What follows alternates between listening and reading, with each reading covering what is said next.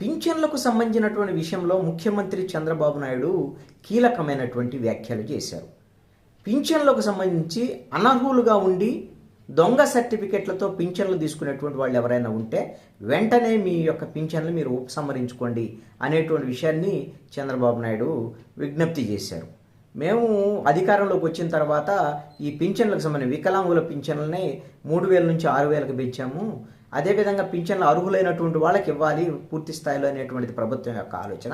అందుకనే ఈ అనర్హులు ఎవరైనా పింఛన్లు తీసుకుంటే ఆ పింఛన్ల తొలగింపుకు చర్యలు తీసుకుంటాం అనేటువంటి విషయాన్ని కూడా ముఖ్యమంత్రి ప్రకటించారు. అయితే గ్రామ సభలు ఏర్పాటు చేసి అనర్హులు ఎవరైతే ఉన్నారో ఈ పింఛన్లకు సంబంధించినటువంటి విషయంలో వాళ్ళను గుర్తించేటువంటి చర్యలని ప్రభుత్వం చేపట్టబోతుంది.